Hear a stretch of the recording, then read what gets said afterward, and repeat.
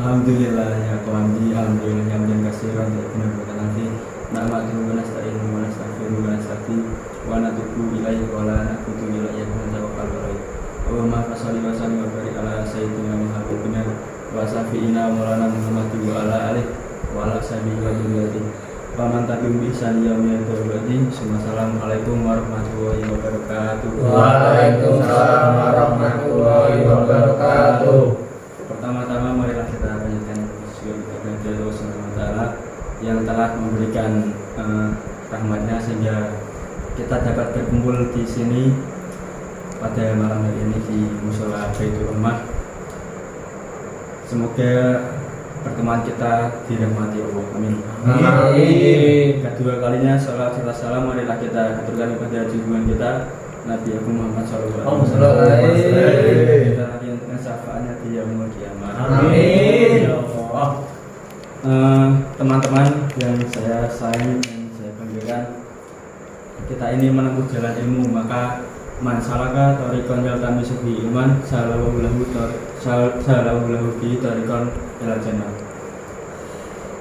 Barang siapa menempuh jalan untuk bisa meraih ilmu, maka Allah mudahkan baginya dengan sebab temuannya itu dimudahkan jalannya menuju ke surga. Amin. Amin. Kita ini kan orang Jawa ya. Bicara mengenai Jawa ini erat kaitannya dengan simbol, khususnya simbolisasi Islam. Dan kita di sini bicara mengenai Jawa dengan simbolisasi Islamnya. Tentunya teman-teman pernah berkunjung ke Yogyakarta kan? Ya. Di sana di Jakarta Tiningrat itu ada sebuah masjid gede namanya Masjid Gede Kauman. Di tempat di mana dulu para kiai pengulu mengajarkan agama itu, di belakangnya ada ukiran pohon salak. Kenapa ukirannya salak? Untuk selalu mengingatkan hadis man salaka torikon. Jadi buahnya buah salak. Sama kalau kita masuk ke masjid gede itu, di pagar langkahnya, di pagarnya itu ukirannya waluh. Kenapa kok waluh? Waluh itu buah lagu Jawa. Karena yang membentengi kita dari kemurkaan Allah dan api neraka adalah tauhid. Tauhid itu ada dalam sebuah surat yang bunyinya Qul huwallahu ahad. Orang Jawa dulu bilang wawoh agak susah, kemudian menjadi waluh. Ketika kita masuk ke halaman masjid, maka berjejer-jejer pohon sawo. Sawonya berjejer-jejer, kenapa? Karena itu perintah dawuh, perintah untuk dawuh, untuk sawo sufu vakum, luruskan sof kalian, maka sawo.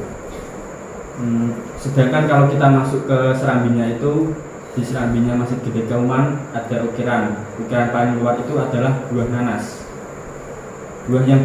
ukiran yang berbentuk nanas, karena masjidlah tempat kita berlindung dari musuh hakiki manusia yaitu syaitan.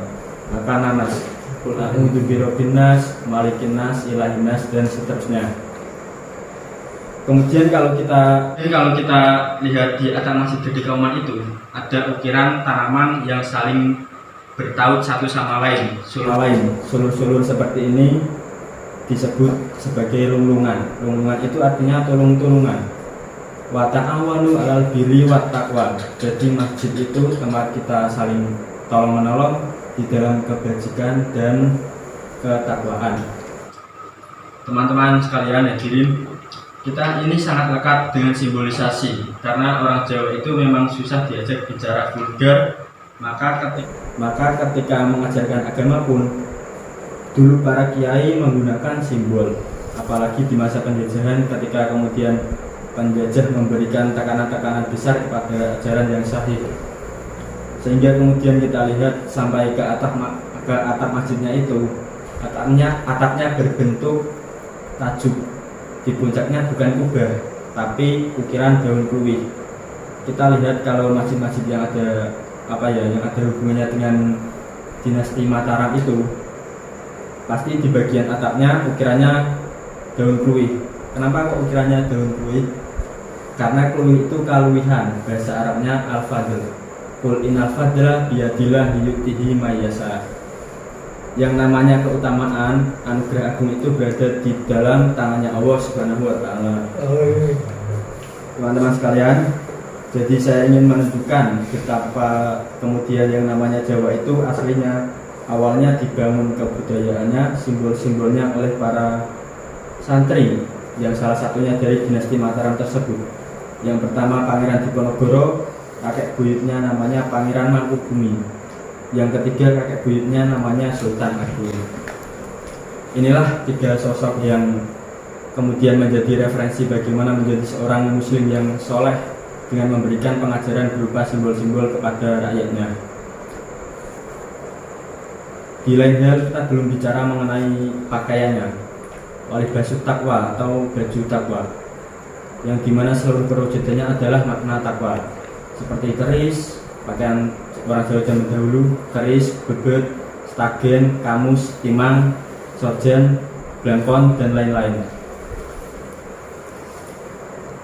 Seluruh perwujudannya itu merupakan makna takwa. Kemudian juga untuk mengabadikan ajaran-ajaran dan sejarahnya dibuatlah sebuah naskah dengan tema babat tanah Jawi yang kemudian kita ketahui bisa digolongkan dalam dua naskah utama. Naskah pertama ditulis oleh Carik Kartoboso, oleh Keraton Surakarta pada masa ingkang sinuhun Pakubuwono III, ditulis oleh Carik Kartoboso pada tahun 1788 Masehi. Versi satu lagi ditulis oleh Pangeran Adilanu dari Demak, keturunan Sunan Kalijaga, yang kemudian diterbitkan lebih awal, yaitu pada tahun 1722 Masehi. Jadi di sini kita dapat melihat betapa dinasti Mataram ini agama diletakkan dalam sendi kehidupan supaya orang memahami, supaya orang mugemi. Karena kalau kitab dibakar gampang, orang ceramah dibunuh rampung. tapi simbol sulit dihancurkan. Dan inilah yang kemudian dimaksudkan pada saat itu sebagai suatu dakwah perlawanan melawan penjajahan. Dan sebelum dinasti Mataram itu, kita tahu ya, di Jawa itu ada tim yang berperan besar dalam penyebaran agama Islam, yang kemudian kita gampangkan kita sebut sebagai Wali Songo.